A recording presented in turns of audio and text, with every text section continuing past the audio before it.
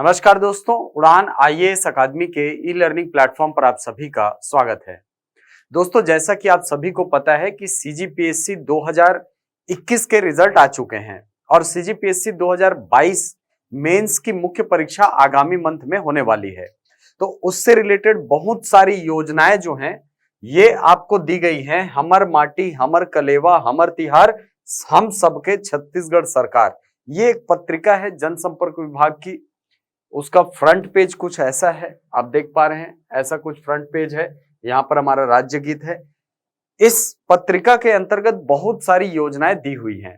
छोटी सी pocket book है, आप चाहे तो इसको जनसंपर्क विभाग से ले सकते हैं या आप चाहे तो इस वीडियो के अंत तक बने रहे। बिल्कुल कॉपी पेन लेकर के बैठो और आप इसके जितने आंकड़े मैं आपको बता रहा हूं जो मुख्य परीक्षा के लिए या आगामी जो भी एग्जाम है, वनडे एग्जाम, उनके लिए इंपॉर्टेंट आंकड़े हैं, उनको आप लिख लेंगे। चलिए, तो बिना देरी किए इस पुस्तिका के पहले पेज पर चलते हैं। तो इस पहले पेज में आपको योजनाओं के नाम लिखे हुए हैं और इस पर जो महत्वपूर्ण पर्व त्योहार हैं हमारे छत्तीसगढ़ के, वो इस साल कौन कौन सी तारीख को होने वाले हैं ये बताए गए हैं। एग्जाम के नजरिए से इंपॉर्टेंट नहीं है। चलिए, तो योजना जो है ये प्रारंभ हुआ है पेज नंबर 2 से। पेज नंबर 2 में जो पहली योजना है वो लिखा है सुराजी गांव योजना से गांवों में हरियाली। यानी ये जो पेज है ये बताता है हमको सुराजी गांव योजना के संबंध में। आपने सुना होगा, नरवा गरवा घुरवा बारी, छत्तीसगढ़ के चार चिन्हारी, एला बचाना हे संगवारी। इसी योजना का कुछ अपडेट यहाँ पर दिया हुआ है। आप सभी को पता है कि सुराजी गांव योजना जो है ये प्रारंभ हुआ है 2 अक्टूबर 2019 से। 2 अक्टूबर 2019 से ये योजना प्रारंभ हुई है। तो आइए पढ़ लेते हैं। देखिए, हो सकता है कि आपको ये क्लियर ना दिख रहा हो, तो बेहतर ये है कि आप बिल्कुल कॉपी पेन लेकर के बैठें और इसके आंकड़े जो मैं आपको बता रहा हूं, जो आपके एग्जाम के लिए इंपॉर्टेंट है, उसको बिल्कुल लिखिए। और मुख्य परीक्षा वाले तो खासकर जो मेंस का पेपर दे रहे हैं वो इसके आंकड़ों को बिल्कुल लिखें। क्यों सर? मेंस के आंकड़ों में या मेंस के पेपर में पेपर नंबर 2, पेपर नंबर 5 और पेपर नंबर 7, वहां पर निबंध जो है इसमें आंकड़े मांगे जाते हैं। इसके अलावा पेपर नंबर 5 यानी अर्थव्यवस्था में आपको आंकड़े मांगता है और 7वां पेपर, उसमें पेपर नंबर 7 का पार्ट 3, ठीक है, सॉरी, पार्ट 1 का तीसरा भाग छत्तीसगढ़ की जन कल्याणकारी योजनाएं, इन सब में आपको योजनाएं और उनके अपडेट काम आने हैं। तो बिल्कुल आप इस वीडियो में बने रहिए और अंत तक देखें। और जो महत्वपूर्ण आंकड़े हैं वो तो मैं आपको बताऊंगा ही। चलिए, तो सुराजी गांव योजना के अंतर्गत लिखा है कि प्रदेश में जल संरक्षण, पशु संवर्धन, मृदा स्वास्थ्य एवं पोषण प्रबंधन को आमजन की सहभागिता से सफल बनाने के लिए सुराजी गांव योजना 2 अक्टूबर 2019 से संचालित है। इस योजना के तहत नरवा यानी बरसाती नाले, गरवा यानी पशुधन, घुरवा कंपोस्ट खाद निर्माण और बाड़ी सब्जी और फलोद्यान के संरक्षण एवं संवर्धन का अभियान प्रारंभ किया जा रहा है। देखिए, ये जो योजना है इसके 4 घटक हैं। बेसिक रूप से देखें तो एक नरवा, दूसरा है घुरवा, तीसरा है गरवा और चौथा है बाड़ी। तो नरवा यानी नाले, बरसाती नाले, जहां पर बरसात के समय पानी आता है, उन बरसाती नालों के माध्यम से भूजल स्तर में सुधार करना, यह नरवा योजना का उद्देश्य है। घुरवा का उद्देश्य है वर्मी कंपोस्ट बनाना। ये जो घुरवा योजना है इसकी एक सबसे बड़ी अनुषंगी योजना आप बोल सकते हैं गोधन न्याय योजना को। गोधन न्याय योजना के अंतर्गत एक योजना चल रही है गौमूत्र खरीदी योजना, 28 जुलाई 2022 से प्रारंभ हुई है। ठीक है, वैसे गोधन न्याय योजना तो 20 जुलाई 2020 से चल रही है, लेकिन जो गौमूत्र की खरीदी है वो 2022 में 28 जुलाई से प्रारंभ हुई है। तो घुरवा के द्वारा वर्मी कंपोस्ट का निर्माण करना और किसानों तक इसकी उपलब्धता सुनिश्चित करना, ये घुरवा घटक का लक्ष्य है। गरवा यानी हमारे जो गौवंशीय पशु हैं उनका संरक्षण करना, उनके अच्छी नस्लों का संवर्धन करना, ये गरवा योजना का उद्देश्य है। बाड़ी योजना यानी जो जो सब्जी भाजी हम खाते हैं उसमें रासायनिक खादों के प्रयोग को कम करके जैविक खेती को बढ़ावा देना, जैविक रूप से उगाए गए जो सब्जियां हैं उनको बढ़ावा देना, ये बाड़ी घटक का उद्देश्य है। तो इस योजना के 4 घटक हैं और चारों के अपडेट आपको यहां पर दिए हुए हैं। तो सबसे पहले नरवा कार्यक्रम का यदि अपडेट देखें तो चिन्हांकित बरसाती नालों की संख्या यानी जितने नालों को संवर्धित करना है उनकी संख्या है 28,000। 28,000 नालों को संरक्षित करने का या उनसे भूजल स्तर को संवर्धित करने का उद्देश्य रखा गया है, जिसमें से लगभग 12,743 नालों का उपचार किया जा चुका है, यानी उसमें पानी की सही व्यवस्था हो और उन नालों से पानी जो है वो भूजल स्तर तक जा सके, इसकी व्यवस्था कर दी गई है। तो उपचारित नालों की संख्या कितनी है तो याद रखेंगे 12,743 और 12,743 बरसाती नालों को आपने जब संरक्षित किया तो उस क्षेत्र के भूजल स्तर में 0.22 सेंटीमीटर का उत्साह, ठीक है, ऊपर उठा है। यहां पर जो भूजल स्तर है इसकी वृद्धि हुई है 0.22 सेंटीमीटर की। तो यह है नरवा कार्यक्रम का अपडेट। दूसरा है गरवा कार्यक्रम। अच्छा, नरवा कार्यक्रम में आप इसको ऐड कर सकते हो कि नरवा विकास कार्यक्रम के तहत किए गए प्रयासों से राज्य में पिछले 4 वर्षों के दौरान सिंचाई के रकबे में 11,564 हेक्टेयर की वृद्धि हुई है, यानी इतने क्षेत्र में हम अतिरिक्त रूप से सिंचाई की सुविधा उपलब्ध करा पाए हैं। तो ये 4 आंकड़े आपके लिए बहुत इंपॉर्टेंट है। वनडे एग्जाम के लिए यदि देखा जाए तो वनडे एग्जाम के लिए इस आंकड़े को आप याद रख सकते हो, बाकी आपके लिए आंकड़े इंपॉर्टेंट नहीं है। मेंस की परीक्षा जो दे रहे हैं वो बिल्कुल इन चारों आंकड़ों को याद रखेंगे और प्रॉपर इनका नोट्स बनाएंगे। अगला गरवा कार्यक्रम। गरवा कार्यक्रम में मैंने बताया कि गौठानों का निर्माण किया जा रहा है हमारे यहाँ और गौठानों से जुड़े हुए बहुत सारे कार्यक्रम यहाँ पर चलाए जा रहे हैं। जैसे आपने एक नाम सुना होगा रीपा, रूरल इंडस्ट्रियल पार्क। 2 अक्टूबर 2022 को ये योजना प्रारंभ हुई है, 2 अक्टूबर 2022 को। ठीक, इसके अंतर्गत गौठानों को जो औद्योगिक क्षेत्र है, ठीक है, कुटीर उद्योग क्षेत्र, उसके रूप में विकसित किया जा रहा है। चलिए, तो गरवा कार्यक्रम का अपडेट क्या है? स्वीकृत गौठानों की संख्या 10,894 गौठानों की निर्माण को स्वीकृति दी गई है, जिसमें से 9,591 गौठान जो है वो वर्तमान में संचालित किए जा रहे हैं। अब स्वावलंबी गौठानों की बात करें तो स्वावलंबी गौठानों की संख्या है 4,564। अब ये स्वावलंबी गौठान क्या होता है सर? देखिए, गोधन न्याय योजना के द्वारा गौठानों का निर्माण किया गया है और इन गौठानों को वर्मी कंपोस्ट का उत्पादन करना, सब्जी भाजी उत्पादित करना या छोटे छोटे जो कुटीर उद्योग हैं उनके संचालन की बात कही गई थी। बहुत सारे जो गौठान हैं वो बिना शासकीय सहायता के अपने ही फंडिंग पर कार्य कर रहे हैं, यानी उन्हें बाहर से निवेश की आवश्यकता नहीं होती है किसी भी अपने काम को बढ़ावा देने के लिए। ऐसे गौठानों को हमने नाम क्या दिया है? स्वावलंबी गौठान। तो स्वावलंबी गौठानों की संख्या वर्तमान में कितनी है?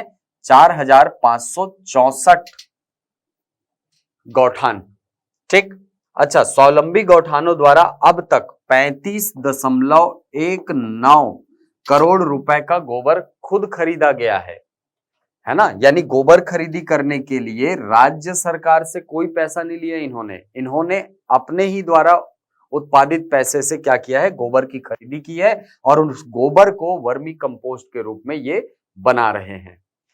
अगला है रोजगार, बहुत बड़ा फैक्टर है। रोजगारों के माध्यम से देखिए, रोजगारों ये जो गरवा कार्यक्रम है इसमें गौठानों का निर्माण किया गया है और गौठानों के माध्यम से 11,477 स्व सहायता समूहों को रोजगार प्रदान किया गया है, जिससे कुल 13,14,898 सदस्य जो हैं इनको रोजगार मिला है। 13,14,898, याद रखेंगे इसको। और यदि इनकी आय की बात करें तो 85.79 करोड़ रुपए की आय इनके द्वारा कुल की गई है। तो आप चाहे तो गरबा कार्यक्रम के जितने अपडेट आपको मैंने बताए, इनके आंकड़े आप याद रखिए, बहुत इंपॉर्टेंट है। खासकर गोधन न्याय योजना जो है वो हमारे यहाँ राज्य सरकार की फ्लैगशिप योजनाओं में सबसे बड़ा नाम माना जा रहा है। एक राजीव गांधी किसान न्याय योजना, एक गोधन न्याय योजना, इन दोनों योजनाओं को बड़ी स्कीम के रूप में देखा जा रहा है। तो इसके अपडेट बिल्कुल आप रखिए दिमाग में, और यहां से मेंस के क्वेश्चन तो एटलीस्ट बन सकते हैं। प्रीलिम्स के लिए फैक्ट की बात करूं या एसआई के फैक्ट की बात करूं, तो आप स्वीकृत गौठानों की संख्या और संचालित गौठानों की संख्या आप याद रख सकते हैं। अगला है घुरवा कार्यक्रम। घुरवा कार्यक्रम के द्वारा मैंने आपको बताया कि वर्मी कंपोस्ट का निर्माण किया जाता है। तो कुल वर्मी टांके 6,54,000 वर्मी टांकों का निर्माण किया गया है। यानी जो टंकी है, ठीक है, वर्मी कंपोस्ट के लिए टंकियां बनाई जाती है, उन टंकियों की संख्या वर्तमान में कितनी है? 6,54,000। गौठानों में वर्मी टांकों की संख्या है 96,386, 96,386, 96,386 जो टंकियां हैं वो कहां बनाई गई हैं? गौठानों में। और अभी तक यदि देखा जाए तो गौठानों में उत्पादित जैविक खाद जो है ये कितना है? 24,60,000 क्विंटल। तो इससे गौठानों को आय भी हो रहा है। इस अपडेट को आप याद रखेंगे। बाड़ी कार्यक्रम की यदि बात करें तो बाड़ी कार्यक्रम में व्यक्तिगत बाड़ियां 3,77,134 बाड़ियों के निर्माण को स्वीकृति दी गई है, जिसमें से सामुदायिक बाड़ियां, ठीक है, सामुदायिक बाड़ियां कहने का मतलब जो गौठानों में चल रही हैं बाड़ियां, वो समुदाय के स्तर पर चलती है, उसको उस पर कोई व्यक्तिगत प्राधिकार नहीं होता है। तो ऐसे बाड़ियों की संख्या है 3,912 और सामुदायिक बाड़ी से जुड़े हुए हितग्राहियों की संख्या है 34,209। आपको पता होगा कि यहाँ जो गौठानों में जो सब्जियां लगाई जाती हैं वो पूर्णतः जैविक खाद से निर्मित होती हैं, इसीलिए बहुत हेल्दी भी होती है। तो यदि आप गांवों के आसपास रहते हैं, है ना, और यदि आप देखते हैं खरीद के खाते होंगे सब्जी, तो आप कोशिश करिए कि आप कहां से खरीदे? गौठानों से। इससे क्या होगा सर? इससे गौठानों की आय तो बढ़ेगी, आपको भी स्वास्थ्य लाभ होगा। चलिए, यह है सुराजी गांव योजना का टोटल अपडेट। ठीक, ये इंपॉर्टेंट है मेंस की जो एग्जाम देने वाले हैं, आप बिल्कुल इन आंकड़ों को याद रखेंगे। अगली योजना पर चलते हैं। अगला फैक्ट जो है वो प्रीलिम्स के एग्जाम के लिए बहुत इंपॉर्टेंट है। प्रीलिम्स या वनडे एग्जाम जो दे रहे हैं उनके लिए कुछ फैक्ट आपको बताने वाला हूं, बहुत इंपॉर्टेंट आंकड़े हैं, याद रखेंगे। देखिए, कृषि ऋण माफी, इसमें किसानों की संख्या और कर्ज माफी की राशि, ये दोनों बहुत इंपॉर्टेंट है। किसानों की संख्या यदि देखें जिनका कृषि ऋण माफ किया गया है, ऐसे किसानों की संख्या है 17,82,000, यानी 17.82 लाख किसानों का अल्पकालिक कृषि ऋण माफ किया गया है, जिसकी कुल राशि कितनी होती है? तो 9,270 करोड़ रुपए। इतने की राशि जो है वो राज्य सरकार के द्वारा माफ की गई है। अब सिंचाई ऋण माफी की बात करें तो लगभग 325 करोड़ रुपए जो है ये माफ किए गए हैं सिंचाई ऋण के। ठीक, तो वनडे एग्जाम के लिए जो तैयारी कर रहे हैं वो इस आंकड़े को याद रखें, साथ में इस आंकड़े को याद रखें और साथ में इस आंकड़े को भी याद रखें। अब अगला है पशुपालन और मत्स्य पालन के लिए ऋण। देखिए, पशुपालन और मत्स्य पालन के लिए जो ऋण योजना है वो प्रारंभ की गई है 23 फरवरी 2020 से। 23 फरवरी 2020 से ये योजना प्रारंभ की गई है कि आप पशुपालन या मत्स्य पालन यदि करते हैं तो आपको संस्थागत रूप से ऋण प्रदान किया जाएगा। ठीक है, जो क्रेडिट कार्ड होता है उसके माध्यम से ऋण सुविधा उपलब्ध कराई जाएगी। मत्स्य पालन की यदि बात करें तो मत्स्य पालन में देखिए कुछ कुछ आंकड़े हैं जो आपके लिए इंपॉर्टेंट है। पहली चीज, मत्स्य पालन को कृषि का दर्जा दिया गया है, यानी कृषि का दर्जा देने पर क्या होता है, उसके लिए आप जो संस्थागत रूप से ऋण जो है वो ले सकते हैं नाबार्ड वगैरह से, तो कृषि का दर्जा इसको दे दिया गया है। नई मछुआ नीति घोषित की गई है। मछुआरों के लिए नई नीति घोषित की गई है जिसमें उनको बहुत बड़ी मात्रा में अनुदान देने की बात, उनको पुरस्कार देने की बात, तो अलग अलग प्रावधान यहाँ पर देखने को मिलते हैं।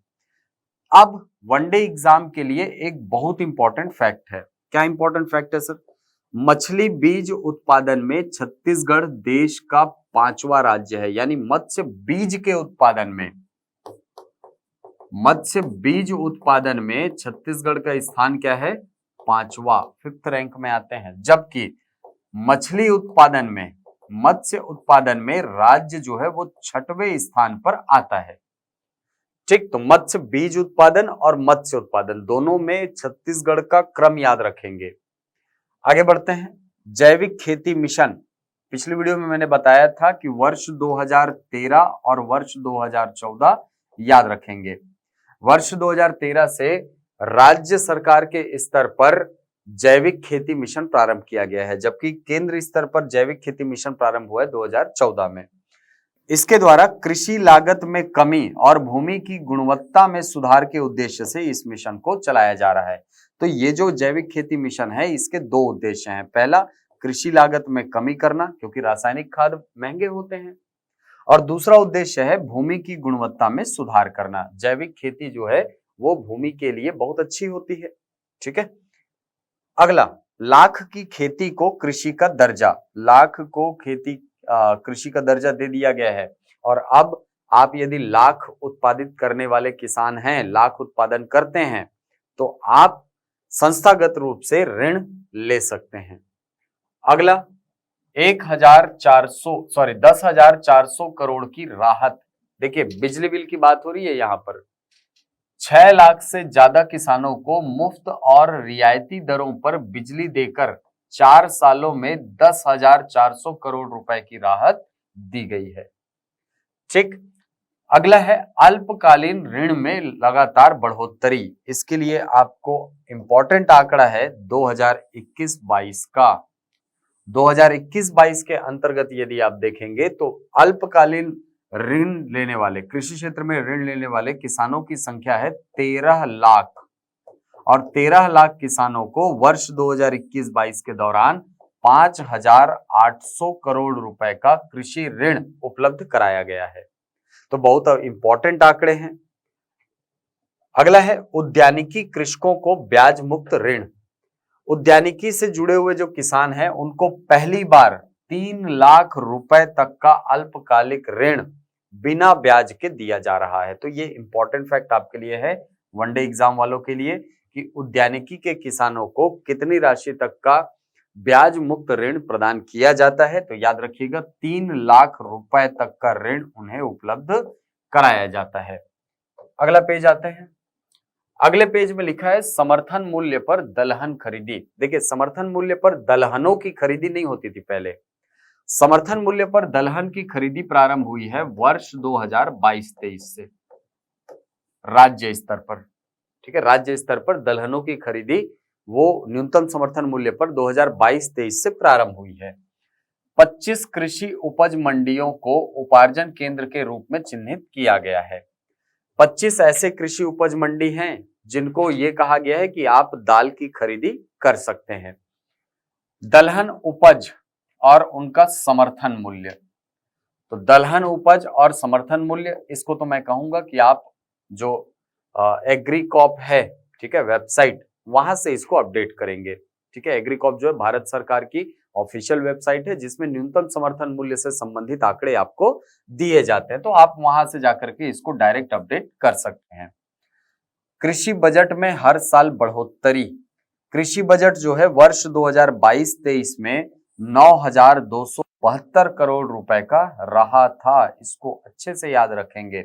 9,272 करोड़ रुपए की राशि वर्ष 2022-23 के दौरान कृषि बजट के रूप में चिन्हांकित की गई थी, या इन्हें इतने का लक्ष्य रखा गया था बांटने का। सिंचाई में वृद्धि। सिंचाई में वृद्धि की बात करें तो 3 साल में सिंचाई क्षमता 2.68 लाख हेक्टेयर क्षेत्र में बढ़ी है। पहले 10.90 लाख हेक्टेयर में वास्तविक सिंचाई होती थी, जो अब आगे बढ़कर 13.58 लाख हेक्टेयर हो गई है। ठीक, इंपॉर्टेंट नहीं है, छोड़ सकते हैं।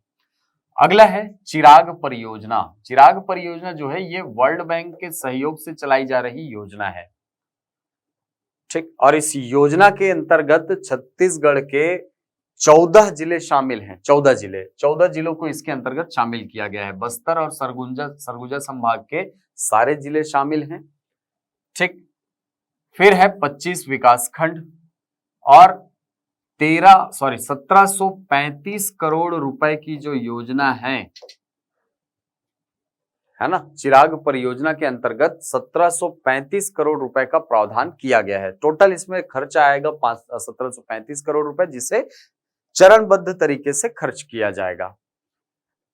फसल बीमा योजना के लिए वर्ष 2022-23 के बजट में 575 करोड़ रुपए का प्रावधान किया गया है। याद रखेंगे, फसल बीमा योजना के लिए 575 करोड़ रुपए का प्रावधान किया गया है तथा खाद्य सुरक्षा मिशन, ड्रिप और स्प्रिंकलर तथा कृषि उपकरणों के लिए 470 करोड़ रुपए का प्रावधान किया गया। तो इंपॉर्टेंट ये है आपके लिए कि फसल बीमा योजना के लिए कुल 575 करोड़ रुपए का प्रावधान वर्ष 2022-23 के बजट में किया गया है।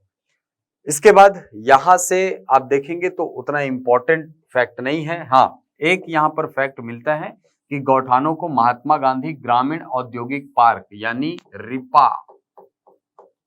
रिपा योजना के बारे में अभी मैंने बताया आपको। रूरल इंडस्ट्रियल पार्क जो है 2 अक्टूबर 2022 से प्रारंभ हुआ है और इसका उद्देश्य है गांव के जो गौठान हैं उनको औद्योगिक क्षेत्र के रूप में विकसित करना।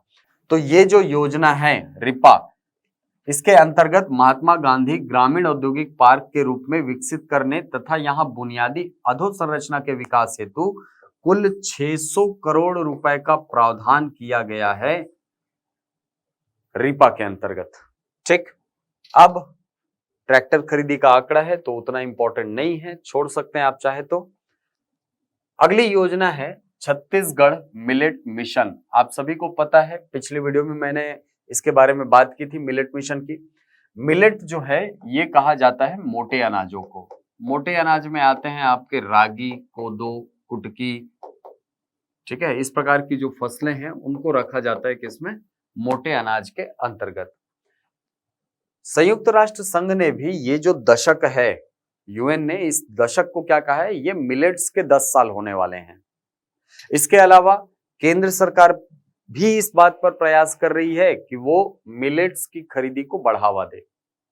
तो छत्तीसगढ़ सरकार के द्वारा भी मिलेट मिशन इसीलिए चलाया जा रहा है ताकि मिलेट से जुड़े हुए जो लोग हैं, मोटे अनाज उत्पादित करने वाले जो किसान हैं, उनके फसल का सही मूल्य मिल सके। चलिए, छत्तीसगढ़ में इसका उद्देश्य देखिए, छत्तीसगढ़ में कोदो, कुटकी, रागी के उत्पादन और उपयोग को बढ़ावा देना। अब छत्तीसगढ़ सरकार ने मिलेट मिशन के तहत 5 वर्षों में 170.30 करोड़ रुपए व्यय करने का प्रावधान किया है। यानी ये जो मिशन है मिलेट मिशन, इसके अंतर्गत देखिए, इसके अंतर्गत ऐसा नहीं है कि केवल खरीदी करने में 170 करोड़ रुपए खर्चा कर देंगे, नहीं। खरीदी करने के अलावा आप सभी जानते हैं कि कोदो कुटकी प्रसंस्करण यूनिट लगाया जा रहा है।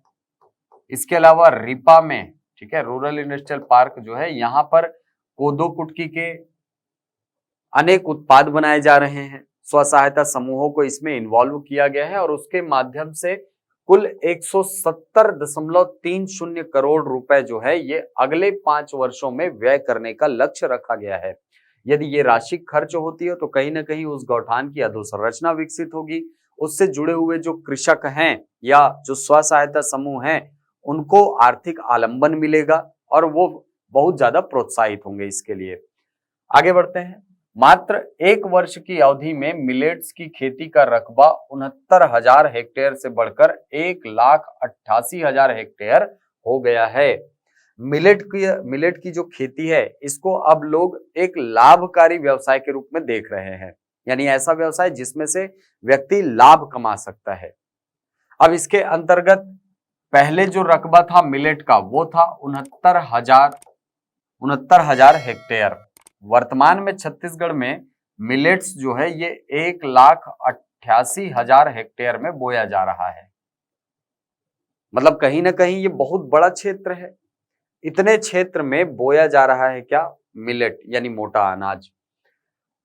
छत्तीसगढ़ के 20 जिलों के 85 विकास खंडों में मिलेट्स का उत्पादन होता है। याद रखेंगे 20 जिले जो हैं इसके अंतर्गत उत्पादक जिलों के रूप में शामिल हैं।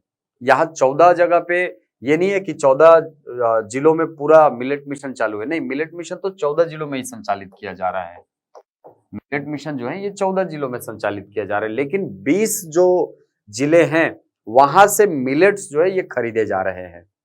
आगे बढ़ते हैं। छत्तीसगढ़ राज्य पोषक अनाज अवार्ड 2022 से राष्ट्रीय स्तर पर सम्मानित हुआ है। यानी हमारे राज्य को पोषक अनाज अवार्ड 2022 से सम्मानित किया गया है। क्यों किया गया है? इन्हीं मिलेट्स के उत्पादन के कारण। फिर छत्तीसगढ़ सरकार की किसान हितैषी नीतियों की देश में हो रही सराहना। चलिए, कोदो कुटकी रागी की खेती के लिए राजीव गांधी किसान न्याय योजना के अंतर्गत सब्सिडी देने वाला देश का एकमात्र राज्य है। आप सभी को पता है राजीव गांधी किसान न्याय योजना के अंतर्गत कोदो कुटकी और रागी को भी शामिल किया गया है, तो याद रखेंगे इसको। अब राज्य के मिलेट्स उत्पादक कृषकों को प्रति एकड़ के मान से 9,000 रुपए की आदान सहायता प्रदान की जा रही है। तो जैसा प्रावधान राजीव गांधी किसान न्याय योजना में धान के लिए है, वैसा ही प्रावधान आपको कोदो कुटकी के लिए देखने को मिलता है। मिलेट्स के वैल्यू एडिशन से किसानों को आर्थिक लाभ और रोजगार के अवसर बढ़े हैं। छत्तीसगढ़ मिलेट मिशन के अंतर्गत कांकेर, कोंडागांव, बस्तर, दंतेवाड़ा, सुकमा, कबीरधाम, नारायणपुर, जशपुर, बीजापुर, राजनांदगांव, सूरजपुर, बलरामपुर, कोरिया और गौरेला पेंड्रा मरवाही जिले शामिल हैं। यानी बस्तर संभाग के कितने जिले? कांकेर है, कोंडागांव है, बस्तर है, दंतेवाड़ा है, सुकमा है, नारायणपुर है, बीजापुर है। यानी सभी 7 जिले बस्तर संभाग के मिलेट मिशन में शामिल हैं। इसके अलावा सरगुजा संभाग के कौन कौन से हैं सर? सरगुजा संभाग के आप देखेंगे सूरजपुर है, बलरामपुर है, कोरिया है और जशपुर है। ये 4 जिले जो हैं ये सरगुजा संभाग के अंतर्गत आते हैं। फिर इसके अलावा और कौन कौन से जिले हैं? तो नाम देखिए, एक है कबीरधाम है, राजनांदगांव है, गौरेला पेंड्रा मरवाही है। यानी इधर के जो 3 जिले हैं वो लाइन से आपको देखने को मिलेंगे। ठीक है, ऐसे हमारा छत्तीसगढ़ मान लो, तो ये जो क्षेत्र है ये वाला, यहां पर के 3 जिले हैं, राजनांदगांव है, कबीरधाम है और गौरेला पेंड्रा मरवाही है। आगे बढ़ते हैं। राज्य के 14 जिलों और Indian institute of millet research Hyderabad के साथ छत्तीसगढ़ राज्य लघु वनोपज संघ के प्रयास से मिलेट मिशन के अंतर्गत त्रिपक्षीय एमओयू साइन हुआ है। यहां पर जो त्रिपक्षीय एमओयू हुआ है उसमें एक तरफ का पक्षकार है Indian institute of millets research, दूसरा है छत्तीसगढ़ राज्य लघु वनोपज संघ और तीसरा है छत्तीसगढ़ सरकार। इन दोनों के साथ क्या हुआ है? छत्तीसगढ़ सरकार का एमओयू हुआ है और मिलेट्स के उत्पादन को बढ़ावा देने की बात यहां पर कही गई है। छत्तीसगढ़ मिलेट मिशन के तहत मिलेट की उत्पादकता को प्रति एकड़ 4.5 क्विंटल से बढ़ाकर 9 क्विंटल यानी दुगना किए जाने का लक्ष्य रखा गया है। अभी देखेंगे तो औसतन 4.5 क्विंटल जो है, 5 क्विंटल मिलेट प्रति एकड़ की दर से उत्पादित होता है। तो इसको बढ़ा करके 9 क्विंटल तक करना, ये इस योजना का उद्देश्य है। आगे बढ़ते हैं। अगला है राजीव गांधी ग्रामीण भूमिहीन कृषि मजदूर न्याय योजना। देखिए, इस योजना के अंतर्गत वनडे एग्जाम के लिए फैक्ट की बात करूं तो वनडे एग्जाम के लिए एक प्रमुख फैक्ट है 7,000 रुपए। ठीक है, राजीव गांधी ग्रामीण भूमिहीन कृषि मजदूर न्याय योजना के अंतर्गत प्रत्येक कृषक को 7,000 रुपए प्रति वर्ष की दर से सहायता प्रदान की जाती है और इससे लाभान्वित होने वाले जो कृषि मजदूर परिवार हैं उनकी संख्या है 4,66,000। 4,66,000 कृषक परिवार जो है, मजदूर कृषक परिवार, वो इससे लाभान्वित होने वाले हैं। चलिए, इस योजना का उद्देश्य क्या है? मेंस के लिए यदि बात करें तो इस योजना का उद्देश्य है, पहला, राज्य के ग्रामीण अंचल के भूमिहीन परिवारों को आर्थिक सहायता प्रदान करना। दूसरा है, ऐसे परिवार जिनके पास खेती की जमीन नहीं है या वे मनरेगा या कृषि मजदूरी से जुड़े हैं, उनको इस योजना के अंतर्गत पात्र माना गया है। और कौन है सर पात्र? इस योजना के तहत धोबी, नाई, लोहार यानी जो परंपरागत व्यवसाय से जुड़े हुए लोग हैं, वो भी इस योजना के अंतर्गत पात्र होंगे। इसके अलावा गायता, पुजारी, बैगा, जो हमारी संस्कृति के अभिन्न अंग है, छत्तीसगढ़ संस्कृति के, इनको भी इस योजना के अंतर्गत लाभार्थियों में शामिल किया गया है। अब थोड़ा सा फैक्ट इसमें ऐड कर लेते हैं। 4,66,000 परिवारों को 7,000 रुपए की वार्षिक सहायता इस योजना अंतर्गत प्रदान की जाती है, प्रत्येक परिवार को 7,000 रुपए। दूसरा, बीते वर्ष 142 करोड़ रुपए की सहायता प्रदान की गई है। ठीक है, यानी पिछले साल 142 करोड़ रुपए जो है इस योजना के अंतर्गत व्यय किया गया है। वित्तीय वर्ष 2022-23 में योजना के हितग्राहियों को 2 किस्तों में 221.88 करोड़ रुपए की मदद दी गई है। ये वर्ष 2022-23 की बात हो रही है।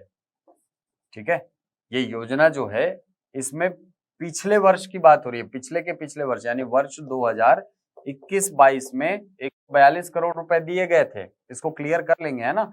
2021-22 में 142 करोड़ दिए गए थे और वर्ष 2022-23 के अंतर्गत 221.88 करोड़ रुपए जो है इसकी मदद की गई है। मजदूरों की मददगार, यह योजना आर्थिक रूप से कमजोर परिवारों के लिए सहारा बनी है। ऐसे परिवार जिनका मजदूरी के अलावा कोई अतिरिक्त आय का साधन नहीं है, उन्हें आर्थिक रूप से मदद पहुंचाने में यह योजना मददगार है। चलिए तो आगे बढ़ते हैं। अगला है गोधन न्याय योजना से गोवंश का संवर्धन। आप सभी को पता है कि ये योजना जो है 20 जुलाई 2020 को हरेली पर्व के दिन प्रारंभ की गई थी और अभी आपको मैंने इसका अपडेट बताया था कि 28 जुलाई 2022 को हरेली पर्व से 4 रुपए प्रति लीटर की दर से गोमूत्र की खरीदी की जा रही है। तो ये दोनों को फैक्ट तो एकदम क्लियर होने चाहिए कि गोधन न्याय योजना और गोमूत्र न्याय योजना दोनों कब प्रारंभ हुए हैं। पशुधन के संरक्षण और संवर्धन के साथ साथ गांवों में रोजगार के नए अवसर सृजित करने वाली इस योजना को देश के कई राज्य अपनाने लगे हैं। बहुत सारे राज्य जो है इसके अंतर्गत गौ पालन को एक व्यवसाय के रूप में अब देखने लगे हैं। गोधन न्याय योजना से 3,13,849 ग्रामीण पशुपालक किसान लाभान्वित हो रहे हैं। 2 रुपए किलो में गोबर और 4 रुपए लीटर में गोमूत्र की खरीदी इसमें की जाती है। अब इसके अंतर्गत यदि मेंस का पेपर दे रहे हैं आप, तो इसको आप याद रख सकते हैं, ये वाले आंकड़े। हितग्राहियों को अब तक 387 करोड़ रुपए 32 लाख उनको दिया जा चुका है। 387 करोड़ 32 लाख रुपए उनको दिया जा चुका है और गौठान समितियों और समूहों को 171.87 करोड़ रुपए की राशि का भुगतान किया जा चुका है। इस योजना का अपडेट है। राज्य के गौठानों में 11,477 महिला समूहों के 1,31,898 सदस्यों द्वारा गोधन न्याय योजना के अंतर्गत क्रय गोबर से बड़े पैमाने पर वर्मी कंपोस्ट, सुपर कंपोस्ट और सुपर कंपोस्ट प्लस जैसी चीजों का निर्माण किया जा रहा है। इसके अलावा आपने सुना होगा जो वहां की महिला स्व सहायता समूह है वो गोबर से अगरबत्ती बना रही हैं। इसके अलावा और क्या बन रहा है सर? गोबर पेंट आपने सुना होगा, बहुत ज्यादा चर्चा में रहा है अभी। जितने भी शासकीय भवन हैं उन सब की पुताई किसमें की जाएगी? इसी गोबर से बने हुए पेंट से। तो ये इसका मेन अपडेट है। इसके अलावा रूरल इंडस्ट्रियल पार्क की बात फिर से कही गई है, तो मैंने आपको इसको बता दिया है। गौठानों की संख्या ये भी हम बात कर चुके हैं। गौठानों में निर्मित कंपोस्ट ये उतना इंपॉर्टेंट नहीं है। आप चाहें तो मुख्य परीक्षा के लिहाज से याद कर सकते हैं। प्राकृतिक पेंट, ये देखिए नाम लेते ही दिख गया। कुल उत्पादन हुआ है 10 जनवरी 2023 तक का आंकड़ा दिया है कि 8,997 लीटर पेंट जो है इन गौठानों में निर्मित किए जा चुके हैं। अब गौमूत्र से तैयार उत्पाद, तो दो उत्पादों के बारे में मैंने आपको बताया ही था पिछले वीडियो में, ब्रह्मास्त्र और जीवामृत। ब्रह्मास्त्र जो है ये कीट नियंत्रक है और जीवामृत जो है ये वृद्धि नियंत्रक है। ठीक, तो इतना इंपॉर्टेंट है, आप चाहें तो ये आंकड़े याद कर सकते हैं, है ना। ब्रह्मास्त्र जो है इसको 10 रुपए प्रति लीटर की दर से बेचा जा रहा है गौठानों से। आगे बढ़ते हैं, अगली योजना है खाद्य नागरिक आपूर्ति एवं उपभोक्ता संरक्षण से संबंधित योजनाएं। तो इसमें आप देखिए अंत्योदय अन्न योजना। अंत्योदय अन्न योजना जो है ये मार्च 2001 से प्रारंभ की गई है। आपने सुना होगा 1 रुपया किलो चाउर, ठीक है, ये वही योजना है। अति गरीब परिवारों को खाद्यान्न सहायता उपलब्ध कराने के लिए यह योजना मार्च 2001 से लागू की गई है। अति गरीब परिवारों को 1 रुपए प्रति किलो की दर से 35 किलो चावल प्रति परिवार प्रति माह प्रदान किया जा रहा है। ठीक, दूसरा है सार्वभौम पीडीएस। आप सभी को पता होगा सार्वभौम पीडीएस जो है ये प्रारंभ हुआ है वर्ष 2019 से, 2 अक्टूबर 2019 से ये योजना प्रारंभ हुई है। इसके अंतर्गत एक फैक्ट तो आप ये भी याद रख सकते हैं कि छत्तीसगढ़ पहला ऐसा राज्य था जिसने खाद्य सुरक्षा से संबंधित नियम बनाए थे। वर्ष 2012 में ये योजना बन गई थी, ये नियम बन गया था खाद्य सुरक्षा योजना, और वर्ष 2013 में राष्ट्रीय स्तर पर खाद्य सुरक्षा अधिनियम बना है।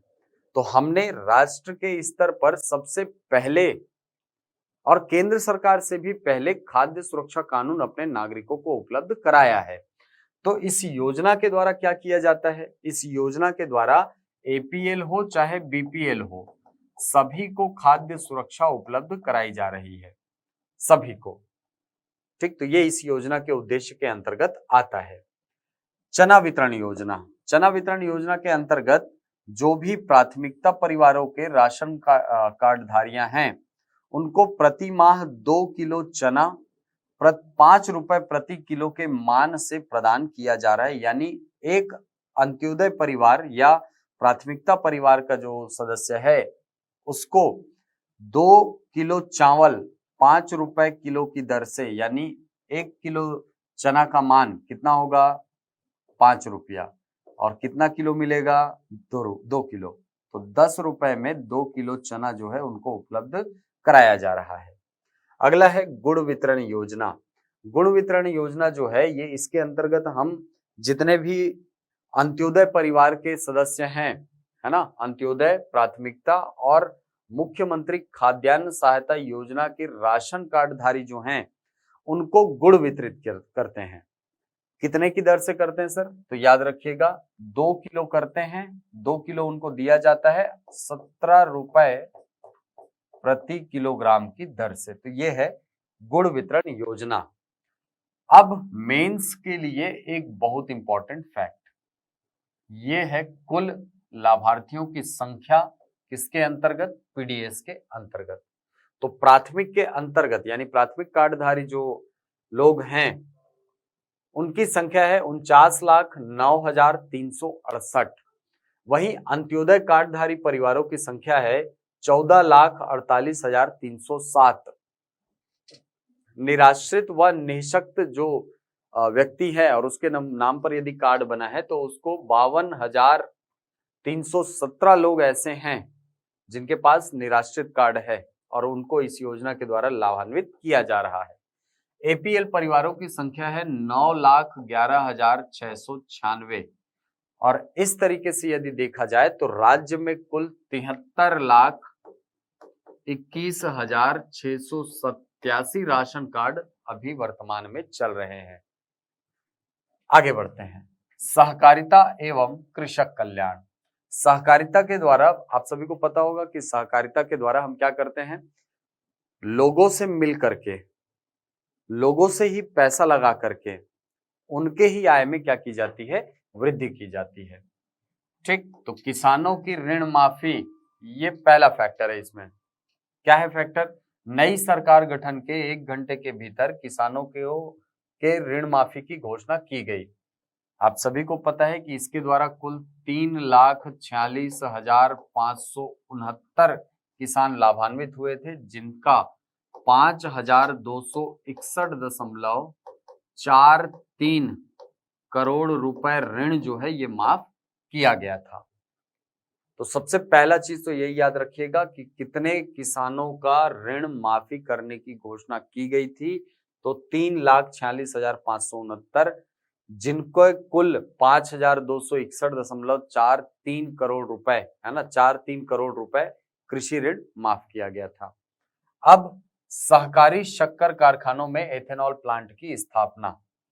आप सभी को पता होगा कि कवर्धा में जो भोरमदेव शक्कर कारखाना है, वहां पर पीपीपी मोड का इस्तेमाल करते हुए, यानी पब्लिक प्राइवेट पार्टनरशिप मोड का इस्तेमाल करते हुए 80 किलोलीटर प्रतिदिन 80 किलोलीटर प्रतिदिन वाले एक एथेनॉल प्लांट की स्थापना की जा रही है, जिससे कारखानों को प्रतिवर्ष 9:22 करोड़ रुपए, ठीक है, ये 9.2 करोड़ रुपए लाइसेंस फीस के रूप में प्राप्त होगा।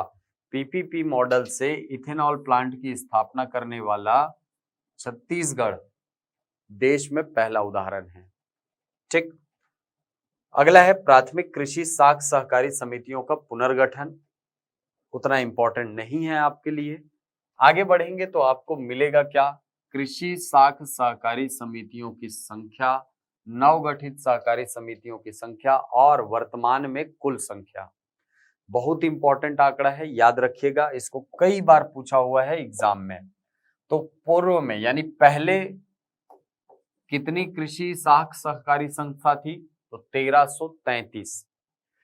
वर्तमान में 725 नए कृषि साख सहकारी समितियों का निर्माण किया गया है। तो अब कुल संख्या यदि देखा जाए तो कितनी हो गई है? 2058। यदि आपके पास क्वेश्चन आता है कि वर्तमान में कृषि साख सहकारी समितियों की संख्या कितनी है, तो आप आंसर लेंगे 2058। बस्तर एवं सरगुजा में सुलभ बैंकिंग सुविधा। ठीक है, उतना इंपॉर्टेंट नहीं है, आप चाहे तो इसको छोड़ सकते हैं। अगला पॉइंट देखिए, अगला पॉइंट है आदिवासी जनजीवन में न्याय का उजियारा। ठीक है, यानी आदिवासियों के हित में जो कार्य किए गए हैं उनके बारे में ये बताया गया है। इसको कंटिन्यू करेंगे हम अगले वीडियो से। मिलते हैं अगली वीडियो में, तब तक के लिए धन्यवाद।